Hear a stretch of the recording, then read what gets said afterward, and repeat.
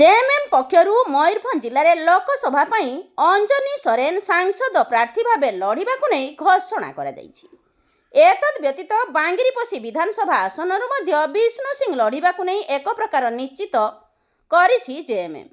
ଏତଦ୍ ଭିନ୍ନ ମୟୂରଭଞ୍ଜ ଜିଲ୍ଲାରେ ମୋଟ 7ଟି ବିଧାନସଭା କ୍ଷେତ୍ରରେ ଜେଏମ୍ଏମ୍ ବିଧାୟକ ପ୍ରାର୍ଥୀ ନାମ ଘୋଷଣା କରିନଥିଲେ ମଧ୍ୟ ପ୍ରାର୍ଥୀ ଦେବାକୁ ନେଇ କେନ୍ଦ୍ରୀୟ କମିଟି ନିକଟକୁ ରିପୋର୍ଟ ପ୍ରେରଣ କରିଥିବା ସୂଚନା ଦେଇଛନ୍ତି ଜେଏମ୍ଏମ୍ର ପ୍ରବକ୍ତା ପ୍ରଭାରୀ।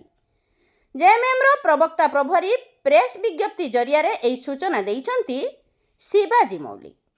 ଯେହେତୁ ଇଣ୍ଡିଆ ମେଣ୍ଟରେ ଜେଏମ୍ଏମ୍ ନିଜକୁ ସାମିଲ କରିଥିଲା, ତେଣୁ ଆମେ ଜେଏମ୍ଏମ୍ର ଏହି ଗୁରୁତ୍ୱପୂର୍ଣ୍ଣ ନିଷ୍ପତ୍ତିରେ ଜିଲ୍ଲା କଂଗ୍ରେସ ନିକଟରେ କିଛି ତଥ୍ୟ ଅଛି କି ନାହିଁ ଜାଣିବାକୁ ଚେଷ୍ଟା କରିଥିଲୁ ଏବଂ ତାଙ୍କର ପ୍ରତିକ୍ରିୟା ମଧ୍ୟ ଲୋଡ଼ିଥିଲୁ।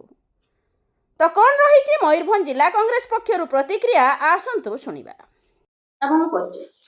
ମୁଁ Anshuman Das, chairman media and communication department, Mayurbhanj Congress committee.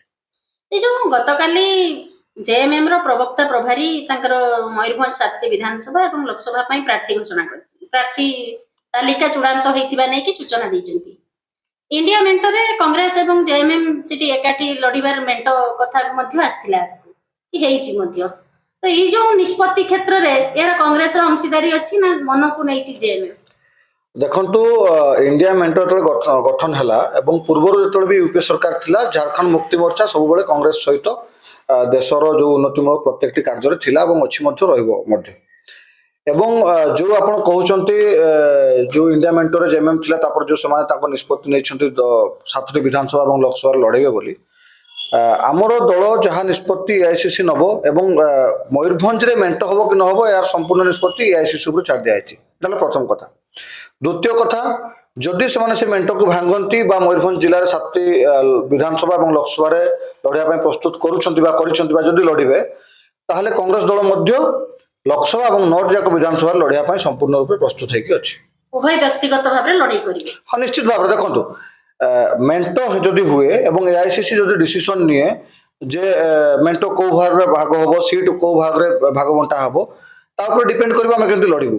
ଯଦି ସେମାନେ ଏକପାଖିଆ ଭାବରେ ତାଙ୍କ ଦଳ ସେପାରେଟଲି ନିର୍ବାଚନ ଲଢ଼େ, ଜେଏମ୍ଏମ୍ ଯଦି ସେପାରେଟଲି ନିର୍ବାଚନ ଲଢ଼େ, ତାହେଲେ ଭାରତୀୟ ଜାତୀୟ କଂଗ୍ରେସ ମଧ୍ୟ ସେପାରେଟଲି 9ଟା ବିଧାନସଭା ଏବଂ ମୟୂରଭଞ୍ଜ ଲୋକସଭାରେ ନିର୍ବାଚନ ଲଢ଼ିବା ପାଇଁ ସମ୍ପୂର୍ଣ୍ଣ ରୂପେ ପ୍ରସ୍ତୁତ ହେଇକି ଅଛି। ତ ବିଭିନ୍ନ ସମୟରେ ଦେଖିବାକୁ ମିଳୁଛି ଯେ କଂଗ୍ରେସ ଏବଂ ଜେଏମ୍ଏମ୍ ଉଭୟଙ୍କର ବିଗତ ଦିନରେ ଦୁର୍ବଳ ସ୍ଥିତି। ଯଦି ମିଶିକି ଲଢ଼ିବା ପାଇଁ ସ୍ଥିରୀକୃତ ହେଇଥିଲା, ତାମାନେ ଗୋଟେ ନିଶ୍ଚିତ କିଛି ଭଲ ଚିନ୍ତା କରିଥିବେ ଉଭୟ ଦଳ। ମାନେ ଆପଣ ଦେଖନ୍ତୁ, ଆପଣ ଦୁର୍ବଳ ସ୍ଥିତି କଂଗ୍ରେସର ସେତେବେଳେ କହିବେ ଯେତେବେଳେ ବିପକ୍ଷ ସବଳ ଥିବ। 2019 ନିର୍ବାଚନ ଏବଂ 2017 ଯେତେବେଳେ ପଞ୍ଚାୟତ ନିର୍ବାଚନ ହେଇଥିଲା, ଏଠି ଭାରତୀୟ ଜନତା ପାର୍ଟି 49ଟି ଜିଲ୍ଲା ପରିଷଦ ନେଇଥିଲା। 2019 ନିର୍ବାଚନରେ ସେମାନଙ୍କର ଏଠି 6ଟି ବିଧାନସଭା ସହିତ ଲୋକସଭା ବି ମଧ୍ୟ ଅକ୍ତିଆର କରିଥିଲେ। 2022-23ରେ ଯେତେବେଳେ ତାଙ୍କର ପଞ୍ଚାୟତ ନିର୍ବାଚନ ହେଲା, 49ଟି ଜିଲ୍ଲା ପରିଷଦ ଖସିକି 0 ହେଇଗଲା। ଯେତେବେଳେ ବିପକ୍ଷ ସବଳ ନାହିଁ, ତবে ଆପଣ କେମିତି କହିବେ ଯେ କଂଗ୍ରେସ ଦୁର୍ବଳ ଅଛି ବୋଲି? କଂଗ୍ରେସ କେବେ ବି ଦୁର୍ବଳ ନଥିଲା। ହଁ, ସମୟ କ୍ରମେ କେତେବେଳେ ଆମେ ହାରିଛୁ, କେତେବେଳେ ଜିତୁଛୁ, ଲଢ଼େଇ ଜାରି ରହିଛି ଲୋକମାନଙ୍କ ପାଇଁ, ଜନସାଧାରଣ ପାଇଁ।